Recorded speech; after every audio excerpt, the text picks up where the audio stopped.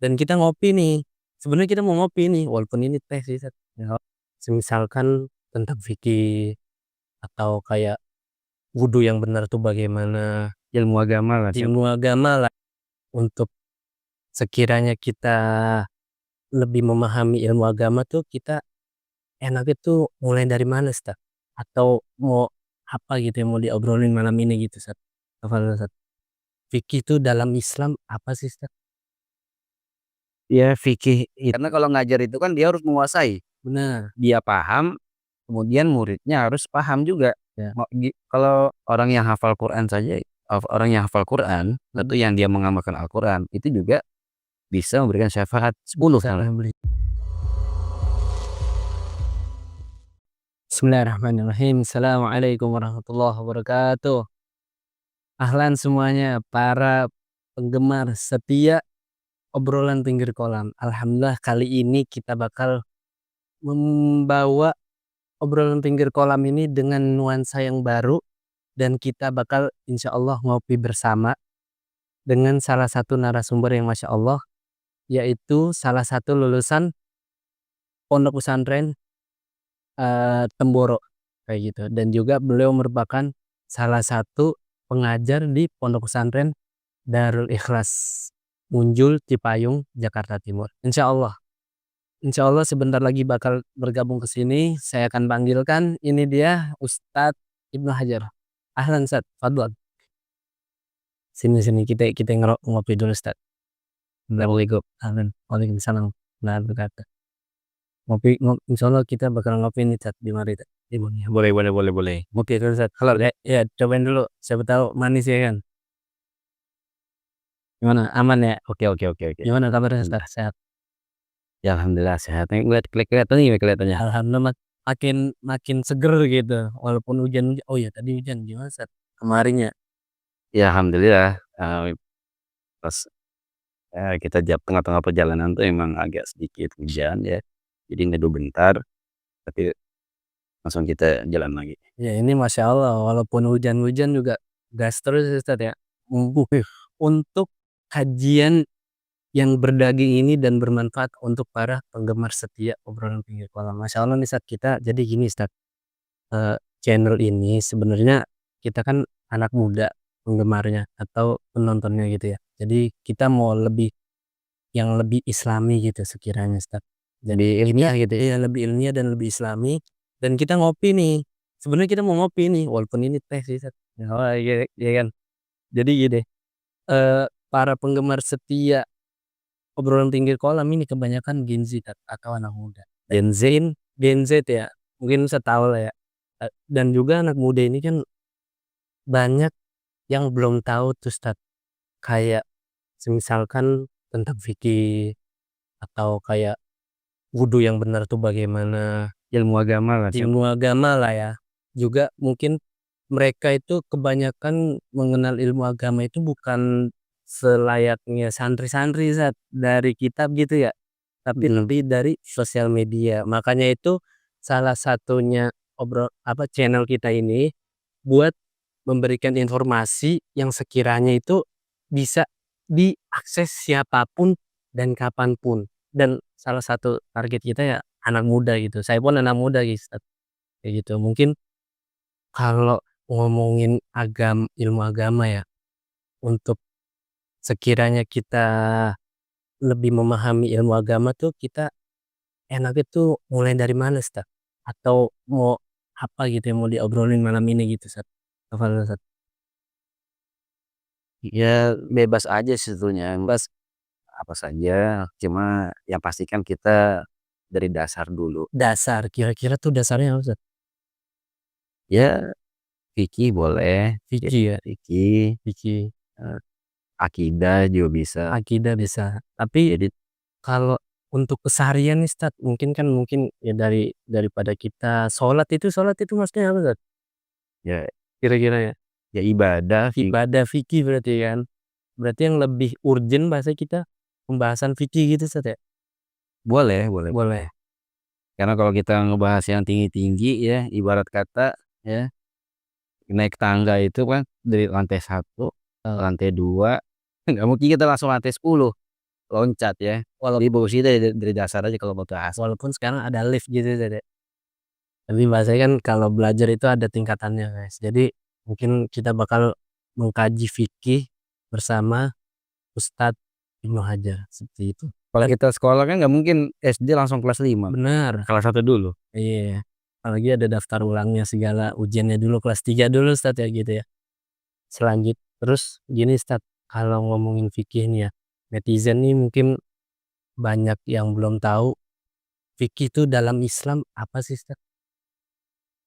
Ya fikih itu sendiri secara bahasa adalah kefahaman. Kefahaman, Fikih itu secara bahasa paham, paham, al-fahmu. al-fahmu. Ya jadi, eee, mengambil hukum dari Quran, hadis ya, yang atau dengan cara ya istinbat. Timbar, Istinbat itu para ulama mengambil hukum dari fikih dan hadis gitu. Ya jadilah ilmu fikih gitu. ilmu fikih. Nah, jadi kalau kita nggak ada fikih, kita akan kesusahan. Coba ya, sholatnya Rasulullah misalkan. Nah, Nah itu kalau kita nggak belajar fikih, nyari di Quran, nyari di hadis, kan ribet. Maka ya, lebih enak kita belajar fikih lah. Nah, atau kita ya sebagai orang yang belakangan ini ya, 1400 tahun lebih, abad yang udah ketinggalan dengan Rasul dan para ya sahabat, enggak udah maka kita perlu ya belajar fikih lah, bermazhab atau udah maka kalau orang nggak bermazhab nih saya rasa aneh sekali ya. Kalau orang sekali berulama Imam Nawawi, Imam Ibnu Hajar, ya, Imam Baihaqi, mereka semua bermazhab. bener. Masa kita yang Yang telat datangnya gitu. terus kemudian cuma hafal hadis berapa biji doang gitu kan, masa mau mau langsung jadi mujtahid Iya. gitu ya. Ustadz sebelum jauh nih berarti yang Hilmi dapatkan gitu ya, mungkin netizen biar paham juga, simpelnya berarti ibaratkan ini Al-Qur'an, ini hadis Rasulullah gitu ya, Mhm. ini tuh ilmu fikih gitu ya, istinbat tadi kan, maksudnya kayak suatu hukum yang tercetus daripada Al-Qur'an dan Sunnah. Iya, Gimana Ustadz? jadi sudah ibarat kata udah dimasak lah kayak gitu. Udah dimasak, Makanya udah apa namanya, kalau orang nggak belajar fikih ya susah gitu. susah, mau ngolah sendiri tuh belum tentu bisa gitu Gitu ya. ya, mana hadis tentang takbiratul ihram, Bener, mana hadis tentang ruku ya kan, iya bagaimana hadis tentang salatnya Rasulullah Shallallahu Alaihi Wasallam, kan susah. Kalau udah fikih kan enak, kitabus shalah, iya, arkanus shalah, heeh, sunanus shalah, iya ya kan, mubtilatus shalah. Tapi kalau kita intinya dengan kita belajar fikih jadi mudah gitu loh beramal gitu. iya, berarti Tapi yang pasti ada guru, iya, jangan otodidak. berarti sebenarnya Islam tuh sudah mempermudah gitu ya dengan hadirnya sesuatu yang sudah siap, layaknya kan tadi kata Ustadz, ini adalah bahan masakan gitu kan, atau maksudnya masakan yang sudah jadi. Berarti Al-Qur'an dan Sunnah itu seperti layaknya bahan mentah gitu, yang harus diolah kembali untuk menjadi ilmu fikih, mungkin kayak gitu? Iya, jadi, mmm, kita yang orang awam ini kan pasti kan tentunya ilmu kita itu nggak setara dengan Imam Syafi'i, Abu Hanifah, orang Imam Nawawi yang ilmunya luar biasa loh, itu masih bermazhab gitu. Maka kalau kita nggak bermazhab kan lucu jadi ya, pasti keliru gitu. Oke, Makanya udah yang paling enak ya kita dengar pengajian fikih, ikut aja udah. yang lakuin apa yang udah ditentukan gitu ya atau gimana? Ya sebagaimana pemahaman ulama terdahulu aja deh. Iya. Guru kita gimana nyontohin gitu ya. Iya. Ini kalau untuk bagi orang awam lah. Nah, jadi kalau dalam jadi ada istilahnya itu kan mujtahid. Mujtahid, Mujtahid itu dia bisa menggali hukum dari Quran dan hadis. oh iya, Ya kan misalkan nih gampangannya hadis innamal a'malu binniyat. iya sering sering didengar tuh sebenarnya itu ya, Itu kalau Imam Syafi'i ya mengartikan innamal a'malu binniyat itu adalah sihhatul a'mal, sahnya amal. sahnya Makanya kalau kita lihat dalam setiap amal itu kan ya puasa perlu niat, sholat, iktikaf, kita nongkrong-nongkrong di masjid nih ya kan. Kalau kita niat iktikaf dapat pahala iktikaf, kalau kita nggak niat iktikaf ya kita nggak dapat pahala iktikaf, Ya. gitu loh. Jadi kalau makanya semua amal itu perlu perlu niat, gitu. Tapi kalau Imam Abu Hanifah mengartikan kamalul a'mal, sempurnanya amal dengan niat, gitu loh. Sempurnanya ya? Heeh, jadi kalau makanya dalam contoh nih, kalau mereka nggak niat dalam amal, dalam mazhab Abu Hanifah itu, dalam mazhab Hanafi itu mereka sah-sah aja, karena niat itu bukan rukun. Ya, oke. Di Ya. arkanus shalah, kemudian ada mubtilatus shalah dan yang lain lah begitu. Itu mujtahid. Ya. Kemudian ada di bawahnya lagi tuh, ya itu namanya muttabi'. Muttabi' itu artinya orang yang mengikuti. Yang mengikuti. Jadi Bahasanya ada yang follow, ada yang diikuti, ada yang mengikuti followers lah ya, iya, gitu ya? dia mengikuti mengikuti mujtahid, Mujtahid. tapi tahu dalilnya. Tahu dalilnya. Ya, oh ini hukumnya boleh, haram, ya kan. Oh sah, tidak sah menurut imam ini, dia tahu dalilnya. Tuh, dia tahu hadisnya itu muttabi'. Mutabi. Nah, di bawahnya muttabi' itu muqallid. Muqallid. Berarti Muqallid itu taklid. Jadi dia dia nggak tahu ya, dia nggak tahu doang. ngikut doang, tapi nggak tahu kayak dalilnya gitu. Ya orang awam itu yang untuk sekedar fikih boleh lah Ya, muqallid ya. Misalnya kalau kata Ustadz Abdul Somad boleh, kata Ustadz A nggak boleh gitu ya. iya iya. Tapi kalau ditanya mana hadisnya udah nggak tahu dia. Iya, Nah, itu muqallid ya. muqallid. Nah, kalau dalam fikih ini ya muqallid saja sudah dibolehkan. Oh ya, berarti gini guys ya, berarti kita itu sebenarnya dalam fikih itu untuk masyarakat umum itu boleh menjadi muqallid atau ikut kata ustadz gitu. Akan tetapi pilih ustadz yang benar gitu saya. Nah, ini gimana nih untuk masalah ustadz? Ya, pasti kita perlu berguru, Ya perlu berguru ya, perlu titik berguru ya, ya di dengan berguru dengan ulama yang ahli di bidangnya. ahli di bidang. Benar, Kalau benar. kalau kita lihat sekarang nih kan, jadi ada ustadz yang mungkin dia cuma bisa tajwid, tahsin, tapi kalau Iya. sudah belajar ngajar fikih nggak tahu dia nggak menguasai. Bukan nggak tahu ya, nggak menguasai. Karena kalau ngajar itu kan dia harus menguasai. Benar. Dia paham, kemudian muridnya harus paham juga. Ya. Kalau dia cuma buat apa namanya, cuma paham dia doang, ya nanti muridnya gimana kalau dia nggak paham? Iya. Ibaratkan mentransfer ilmu atau mentransfer data gitu saja. Maksudnya ada notifikasi masuk atau Paham dan memahamkan. paham dan Nah, memahamkan. ini seorang guru. Benar. Gini Ustaz, oke, untuk netizen nih, saya kebanyakan denger gini Ustaz ya, kalau untuk berguru itu perlu nggak sih Ustaz? Maksudnya gini, kebanyakan ilmu itu sekarang udah gampang dicari di Google ya, bener gak bener gak guys? Pokoknya apa aja itu semuanya udah ada di Google. Nah, untuk ilmu agama nih gimana Ustaz? Maksudnya sekarang tuh Gen Z ini atau para pemuda ini lebih milih untuk cari jawabannya di ChatGPT. Allahu Ustaz ya, emang kebanyakan seperti itu dan saya pun mengalaminya gitu. Dan itu gimana Ustaz, tanggapan antum atau mungkin ada tipsnya atau gimana? Ya intinya mereka itu lebih milih berguru, mempelajari sesuatu tanpa guru. Nah itu gimana Ustaz, menurut antum? Dan mungkin lebih kita kerucutkan dalam bidang agama tuh bagaimana menurut antum? Ya kita perlu yang pastinya itu kita semua tahu lah, kita itu perlu berguru kan. Nah, jadi kalau kita cuma lihat di Google misalkan, nyari ilmu agama di Google, kita nggak tahu yang masang naruh di Google tuh siapa gitu. Iya, Terus kita nggak tahu mana yang benar, mana yang salah gitu. benar. Maka kita perlu berguru gitu. Kalau kita saja kalau mau belajar naik mobil misalkan, untuk bisa naik mobil ya, itu kalau cuma lihat belajar baca-baca buku doang, kan nggak bisa, harus ada yang ngajarin.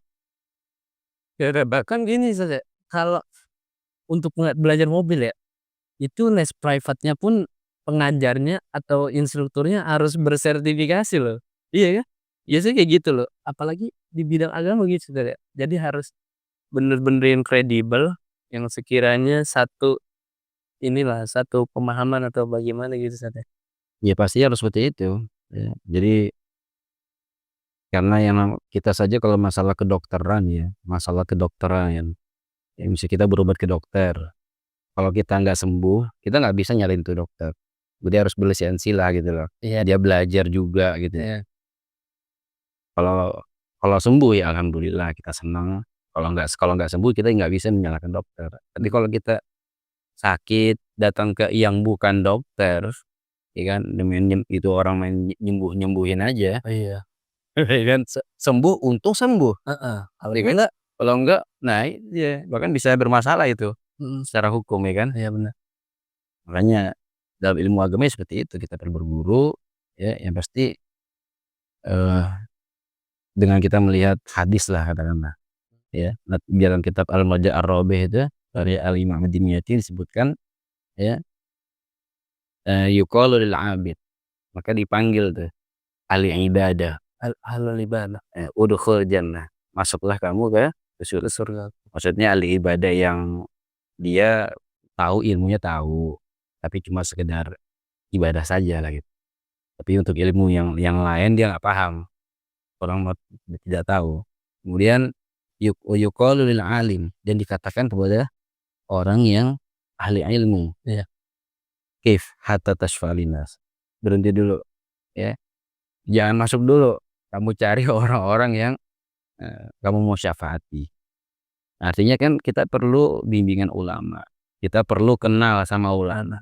Ya kalau perlu bimbingan, kalau kita kenal ulama itu ya di dunia, di akhirat itu manfaatnya ada, bener. ya kan. Di dunia beliau membimbing kita, ya kan, ngajarin kita. Ya di akhirat ya kita bisa mendapatkan syafaat dari para alim ulama. Ah, Ya selain para nabi, ya para ulama lah yang bisa, yang punya kapasitas dalam membimbing apa, selain para nabi, para ulama lah yang punya kapasitas untuk memberi syafaat. Termasuk orang yang hafal Quran saja, orang yang hafal Quran, tentu mhm, yang dia mengamalkan Al-Quran itu juga bisa memberikan syafaat 10 bisa malah. memberikan Jadi misalkan dalam keluarga, satu keluarga ya, ini ada satu orang, mungkin anaknya, mungkin kakaknya, ya kan. Nah, ini dia hafal Quran, hafiz Quran, hafiz Quran. Maka dia punya punya tiket kuota lah, untuk mensyafaati bisa ngajak, 10 orang dari keluarganya yang wajib masuk neraka, yang muslim ya. Jadi jangan sampai di keluarga kita itu nggak ada yang hafal Quran. iya iya Nah, gitu. Ya intinya, kesimpulannya kita perlu berguru, ya, ulama itu penting sekali ya. iya, Jadi kalau nggak ada ulama ini, wah mereka artinya nggak ada ilmu, iya, ya kan. Jadi orang itu amal semeraut, merawat. ya, kurang lebih seperti itu. Ya Ustaz, ngopi dulu Ustaz, biar kita lanjut ke materinya lebih enak lagi, biar lebih santai. Nah, tadi berarti gini, kita perlu berguru, apalagi dalam ilmu ilmu agama kita harus mempunyai ulama yang kita ikuti gitu Ustaz ya. Iya. Dan benefit-nya itu dapat garansi Ustaz ya, insyaallah kayak gitu ya. Insyaallah. Misalnya gitu ya, maksudnya kita sederhanakan aja. Jadi guys, maksudnya kenapa kita harus berguru dalam ilmu agama, salah satunya kita insya Allah dapat garansi. Ini mah yang manis-manisnya aja gitu ya. Iya. Jadi insya Allah dapat garansi. Dan untuk per apa ya, biasanya nih Ustaz, netizen tuh bertanya-tanya ya, kenapa sih dalam Islam itu ada kayak istilah wajib, sunnah, mubah, makruh, haram, dan itu tuh gimana sih Ustaz? Maksudnya contoh-contohnya gitu, yang mungkin bisa dijelasin sama Ustadz juga, biar relate gitu, maksudnya entar mungkin ada beberapa masalah yang bakal Hilmi tanyain gitu loh. Ya ya ya. Mungkin dari awal aja kayak Ini topik kita nih. mungkin kayak pembahasan wajib aja dulu ya guys ya, maksudnya ini kan wajib itu kan kita cuman kayak taunya pokoknya kalau nggak sholat dosa gitu kan, itu wajib gitu. Apa gimana Ustad? Mungkin biar lebih rileks lagi atau gimana gitu, biar pemahamannya itu lebih enak, luwes gitu. Ya, sebelum kita belajar yang lain-lain ya, kita bahas dulu ya ahkamus syar'iyyah. Ahkam syar'iyyah. Ya, jadi hukum-hukum dalam syariat. Kalau dalam kitab-kitab fikih dasar ya, Mhm. itu bab-bab awal biasanya dalam kitab mabadi Iya, fikih ya. tadi. Yaitu ahkamus syar'iyyah, hukum-hukum syariah itu ada 5. Mmm, Ya, yang pertama adalah fardu. Fardu. Nama lain fardu itu wajib. Wajib. Jadi jangan debat, fardu apa wajib? Iya, Fardu. Kok kata Ustadz wajib ya? Terus saya dengar di pengajian di masjid sebelah fardu. fardu ya sama murodif ya. Muradif. Sinonim lah ya. jadi sama aneh Itu. ada dua, yang pertama fardu ain, yang kedua fardu kifayah. Nah itu fardu ain sama fardu kifayah gimana nih? Maksudnya netizen nih biasanya pada belum bisa membedakan gitu. Ya kalau fardu ain itu kewajiban bagi seorang mukallaf per individu. Per individu. Ya kita fardu ain ya. Heeh. Saya Satilmi ya, dan juga per individu lainnya. Berarti kayak contohnya sholat itu sholat yang 5 tuh gimana? Ya sholat 5 waktu itu ya fardu ain. Fardu ain ya. Nah biasa gini nih, puasa Ramadan, netizen nih bisa gini saat, weh mau ngapain? Mau sholat, ayo ikut. Enggak nitip aja. Nah nitip itu gimana Zat? Ya nggak boleh ya. Orang kewajiban orang itu per individu kok nggak bisa. Per individu ya, nggak bisa ya. Maksudnya ibaratkan Nggak bisa dititip. nggak bisa dititip, udah nggak bisa diwakilin ya sebegitu. Kalau fardu kifayah? Fardu kifayah itu misalkan satu kampung, sebagian orang sudah mengerjakan, maka sudah gugur sih kewajiban yang lain. Seperti sholat jenazah lah gampang. Kalau jenazah lah, Dan pengurusan jenazah lah. pengurusan jenazah. Mau memandikan, kemudian mengkafani, kemudian menyolati dan menguburin. Kalau emang kagak ada tuh Ustaz, nggak ada yang mengurusin gimana tuh? Berarti Satu kampung dosa semua. dosa semua. Ya kecuali ya berarti dia harus manggil orang lain di kampung sebelah. Yang bisa siapa tuh? Iya. Berarti harus ada yang diwakilkan gitu Ustaz. Iya, Bisa disimpulkan biar nggak dosa semua. biar nggak dosa semua. Termasuk fardu kifayah itu Salah satunya apa coba? Yang lain yang sholat berjamaah. sholat berjamaah. Berjamaahnya ya. Oh berjamaah. Bukan sholat. Kalau sholatnya zuhur, asar, maghrib, ya itu fardu ain. Fardu berjamaah itu fardu kifayah. Berjamaahnya itu. Salah satu pendapat Imam Nawawi yang muktamad. Jadi satu kampung kalau nggak ada berjamaah di masjid itu semuanya. Jadi adanya satu shaf, 2 shaf ya. Kalau zuhur berjamaah, kalau maghrib pasti rame lah. Ya itu. Nah, itu menggugurkan yang lainnya. Kalau berjamaah tetap wajib. Kalau sholatnya tetap wajib. Tapi berjamaahnya yang fardu kifayah. Ya. Berarti ada juga pendapat lain seperti Imam Rafi'i mengatakan itu sunnah muakkadah. Ya. Berarti gini Ustaz, aneh mau apa ngurusin nih. Biasanya kan itu kan tadi fardu kifayah tentang berjamaah di masjid ya Teh. Nah, ini biasanya nih bisa diselewengin nih Ustaz pemikirannya kayak, oh ya udah yang jamaah kan udah 1 shop 2 shop gitu ya. Berarti alhamdulillah kita diwakilin gitu. Nah, berarti kan jadi dibalik gitu Ustaz pemikirannya. Jadi diselewengin gitu. Gitu. Ya kalau orang itu membaca hadis yang lengkap, ya kan? Ada juga ancaman orang yang nggak sholat berjamaah, ada juga. Ada juga. Ya tentu saja Lah ya. memang ada orang mengatakan ya, sholat di rumah sama sholat di masjid sama aja, sama-sama sholat, tapi beda pahalanya, ya kan? Jadi kalau ke masjid banyak pahala tuh yang didapatkan, ya memakmurkan masjid, ya kan? Kemudian sholat sendiri kan dengan berjamaah kelipatannya berapa?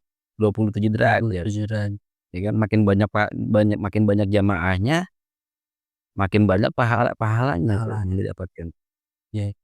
Terus kemudian dalam sholat ya ada aminnya para malaikat, ya kan? Nah, itu. Kemudian sholat di shaf awal. Itu ada keutamaan sendiri.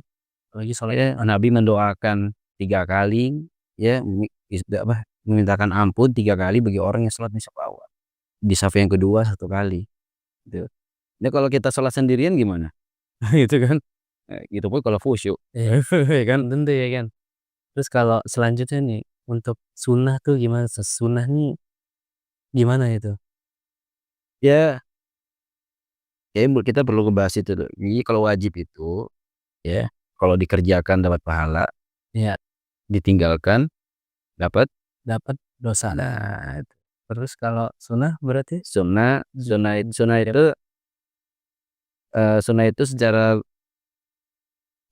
secara syara ya sama-sama perintah Allah ya, Sama perintah Allah, cuma tidak sekuat yang wajib. tidak sekuat yang wajib. Iya. Jadi makanya kalau ditinggalkan itu wajib ya, kalau ditinggalkan dosa, kalau sunnah ditinggalkan tidak dosa, tapi rugi. Rugi. Tentunya rugi ya. Rugi. Jadi kadang kan orang terlalu melihat definisi yang apabila sunnah itu adalah apabila dikerjakan dapat pahala, ditinggalkan Apa? tidak dosa gitu. Tidak dosa. Akhirnya ditinggalkan terus. Benar. Nah, kalau dulu para sahabat itu sunnah itu betul-betul mengamalkan. Oh, ini sunnah nih. Kalau kita ini sunnah ya, ini sunnah. Kalau intonasinya beda. Iya, iya benar, intonasinya beda. Terus kalau kata TikTok gini, dulu itu para sahabat mengerjakan sunnah karena ini tahu itu sunnah yang dilakukan Nabi gitu. Kalau orang sekarang kalau mendengar kata sunnah, ya udah itu cuman sunnah gitu. Kan wajib Sunnah aja kok gitu. aja gitu. Emang ini aduh mulai mulai bergeser Ustaz ya. Emang nggak bisa Ya himmahnya dalam amal ya. himmahnya dalam amal. Ya makanya ya mungkin karena udah generasi udah beda ya kan. Makanya Nabi mengatakan tuh ya khairul qarni tsumal ladzina yalunahum sebaik-baik generasi itu generasiku kata Rasulullah. Jadi Rasul para sahabat. Iya. Kemudian setelahnya para tabi'in Setelahnya dan setelahnya lagi tabi'in. oh, kita udah keberapa ya guys ya? Ya tapi walaupun kita udah jauh, ya jangan putus asa. Benar. Ya, karena kita lihat hadis yang lain ya, man tamassaka bi sunnati inda fasadi ummati falahu ajru syahid. Kama qala sallallahu alaihi wasallam. Mendapatkan syahid berarti Ustaz. Barang siapa yang berpegang teguh pada sunnahku tatkala rusaknya umatku, maka baginya ya pahala syahid. Ya walaupun kita jangan harus ridho ya. Apa saya nggak jadi sahabat ya?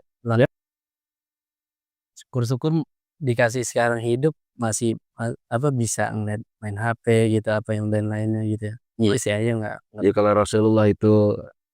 kalau para sahabat itu ada permasalahan tanya ke Rasulullah, nah kita kalau ada permasalahan nih zaman sekarang, orang-orang sekarang, ini nanya ke siapa? Para ulama. benar. Para ulama warasatul anbiya. Al ulama warasatul Iya. anbiya. Contoh Ustaz, Sunnah itu ya. contoh sunnah tuh gimana Ustaz? Yang simpelnya gitu, sunnah yang paling sering kita dapati tapi sering ditinggalkan juga gitu. Salah satunya. Ustaz, gimana Ustaz? Belum jawab ya, sebelum jawab pertanyaan. Banyak sih. Gimana tuh yang maksudnya yang biasa gitu ya? Padahal gampang gitu tapi ditinggalkan. Mungkin dari urusan sholat atau gimana? Ya bersiwak. Bersiwak. Ketika sholat nih kalau kita lihat di masjid misalkan, itu lebih banyak yang bersiwak ya sebelum sholat apa yang nggak siwakan. Ya gimana gitu. Tahu sendiri kan kita banyak yang nggak siwakan. Padahal itu hadis tuh ya laula anasyuqa ala ummati la amartum bisiwak inda kulli shalah. Hendak kulis sholat. Itu kalau tidak memberatkan umatku maka aku akan perintahkan, aku akan wajibkan mereka untuk bersiwak jika mau sholat. Ternyata berat ya. Kita baru beli hilang. Makanya itu Ustaz, kalau Hilmi boleh kasih tambahan, itu kalau ulama Hadramaut kan alhamdulillah ini urusan Yaman ya. Itu kalau urusan siwak itu berjejer tuh di masjid di mana. Terus juga ulama para salaf biasanya menyiapkan siwak itu satu pokok satu siwak. Begitu Ustaz. Maksudnya biar enggak alasannya ketinggalan nih. Karena yang tadi fadilahnya Nabi bahwasanya ketika kalau emang itu tidak menyulitkan umatku, maka itu akan aku wajibkan. Berarti kan ada fadilahnya gitu Ustaz ya? Hikmah Iya, dibalik gitu ya kan? bayangkan saja ya, Coba rakaatani bisiwak khairun min sab'ina bila siwak gitu. 2 rakaat 70 pakai siwak itu lebih baik daripada 2 rakaat nggak pakai siwak. ya 70 ya. Iya, masa kita 5 waktu main lewat-lewat gitu aja, ya kan? Kita sih kalau duit nih mau 2.000 apa 70.000, Ya 50 ya, 100.000 lah. ini contoh aja gitu kan. Iya kan. Ya berjamaah juga gitu, sholat sendiri 1, berjamaah 27.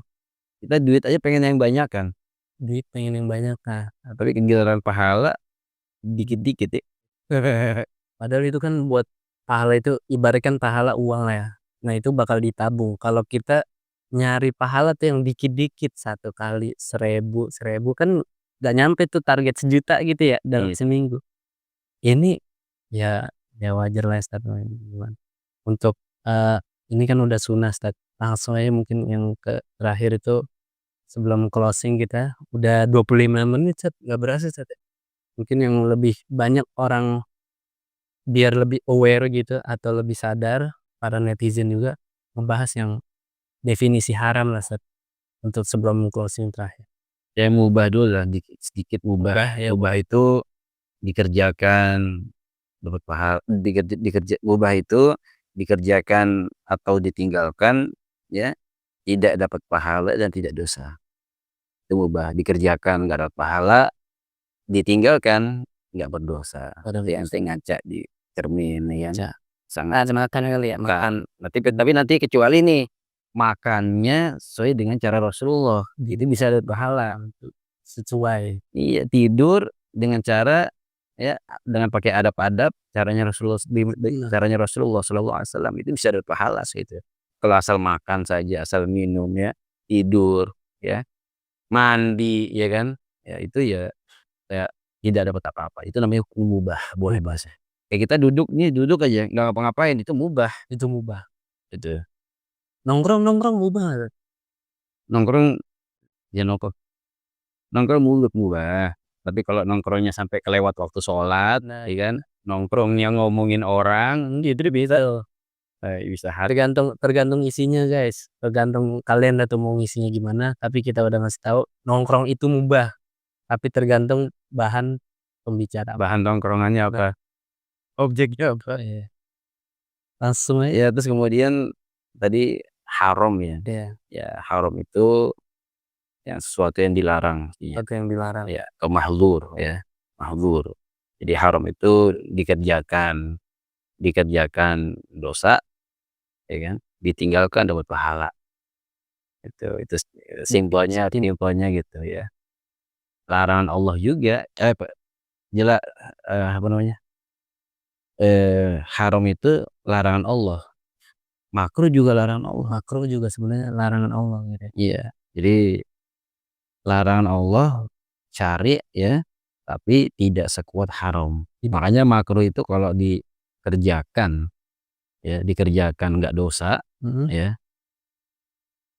tapi kalau ditinggalkan dapat pahala. dapat Tapi nggak dosa apa, dikerjakan itu dosa, sebenarnya bukan nggak dosa ya, jadi harus ada kata istilah yang lain, itu makruh itu dibenci. dibenci, karihah ya. Sih, jadi kalau cuma ditinggalkan, dikerjakan nggak dosa, nanti kerjain aja, makruh itu dibenci ya. Nah, haram ini nggak paham lah, berzina, kan mencuri, minum khamar, itu semua ada haram. Di Qur'annya juga, hadisnya juga jelas kan. Ya mungkin, itu tadi istilah-istilah dalam Islam maksudnya kayak wajib, Hukum-hukum dalam Islam. hukum-hukum Islam gitu Ustaz ya. Ada berapa tadi? 5 ya? Ya 5, sebenarnya ada Wajib wajib, atau fardu, fardu, sunnah, mubah, mubah, haram, dan makruh, haram. nah itu. Ya, dan ya alhamdulillah guys, kita tipis-tipis aja dulu ngomonginnya, pertama hukum Islam, nanti mungkin selanjutnya bakal pembahasan yang lebih seru lagi, juga insyaallah bakal terus dibarengi dengan Ustadz Ibnu Hajar gitu ya. Dan juga untuk kedepannya insyaallah kita bakal membahas bab wudu, bab sholat, bab tayamum dan lain-lainnya. So, terus pantengin channel obrolan pinggir kolam dan jangan lupa subscribe di bawah ini. Ya mungkin segitu saja. Billahi taufiq wal hidayah. Wassalamualaikum warahmatullahi wabarakatuh. Waalaikumsalam. Hapus supaya